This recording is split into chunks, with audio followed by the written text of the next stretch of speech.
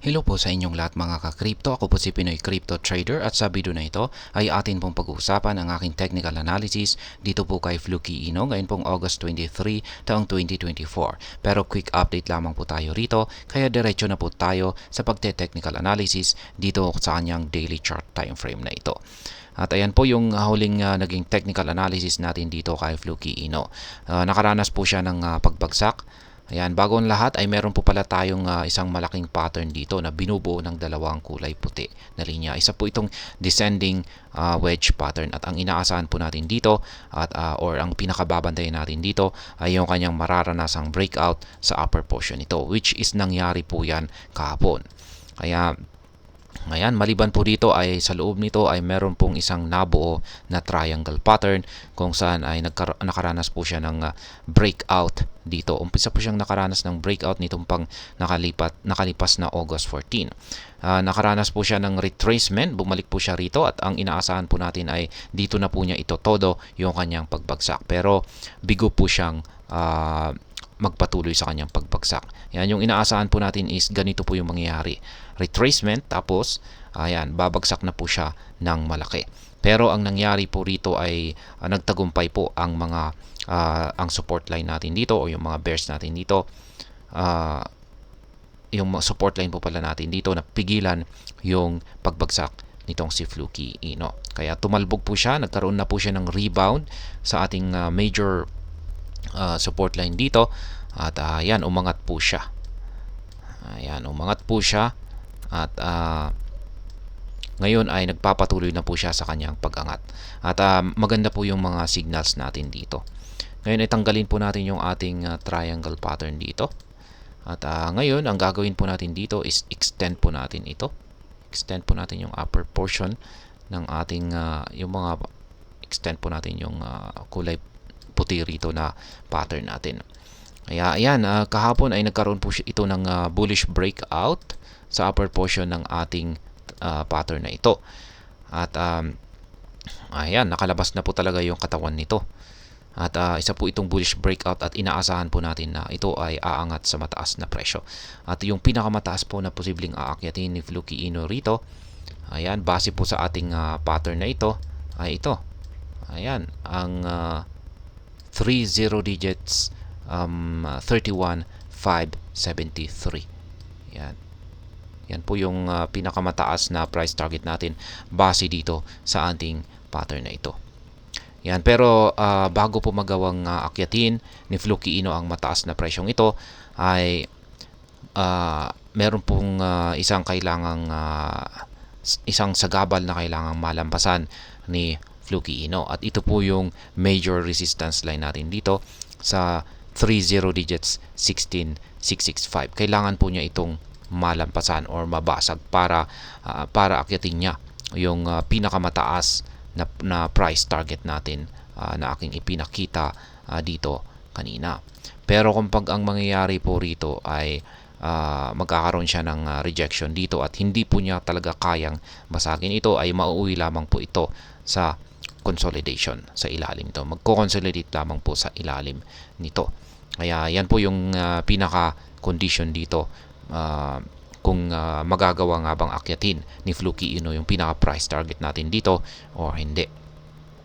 Ngayon, pagdating po sa ating dalawang indicators ay maganda po yung kanilang ipinapakitang signal dito. Mapapansin po natin dito na ang ating Hallswitch indicator ay lumiliit na po yung kanyang pangangatawan. Ibig pong sabihin ay nanghihina na po ang bearish momentum na nararanasan ni Fluky Ino. At ibig pong sabihin ay malapit na po itong magbago ng trend kung saan ay mula po sa nararanasan itong downtrend ay ito na po ay makakaranas ng uptrend or sa madaling salita ay mag-uumpisa na pong umangat ang market price ni Fluky Ino base sa ating Hallswitch indicator na ito. At ang mas matindi pa rito ay ang ating QQE mod indicator dito. Yan na po, lumabas na po yung dalawang kulay blue na QQE bars natin dito. Kapag nakita po natin yan, ay ibig pong sabihin ay uptrend na ang signal na ipinapahiwatig ng ating QQE mod indicator dito. Sa madaling salita ay paakyat na ang market price ni Fluky Ino. Kaya yan, ganyan po katindi yung ipinapahiwatig na signal ng ating QQE mod indicator dito. Kaya yan, at sa kabuuan ay aking technical analysis po rito kay Fluky Ino ay sang-ayon po ako sa ating mga indicators dito na magpapatuloy po sa pag-angat sa presyo itong si Fluky Ino, at sa tingin ko ay susubukan po niya ang major resistance line natin dito na basagin ang 30 digit 16665. At gaya ng aking sinabi kanina ay nakadepende po sa kanyang pagbabasag rito kung mababasag niya nga ba ito or hindi, ang ayan, kung magpapatuloy sa mas mataas na presyo itong si Fluky Ino or hindi. Pero pag hindi po niya mababasag ito ay hanggang dito na lamang po siya.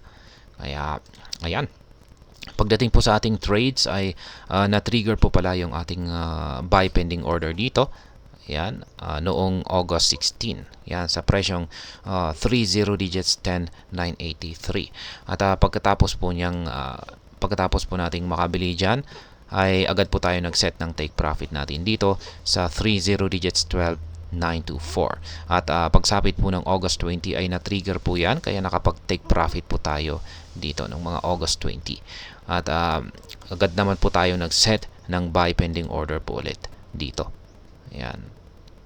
Kaya maganda po, nakapag-take profit po tayo rito kay Fluky Ino nitong August 20. Kaya ayan, ngayon ay inaasahan po natin ay sunod po na mahihit ay ang ating take profit naman po rito sa 30 digits 15,049.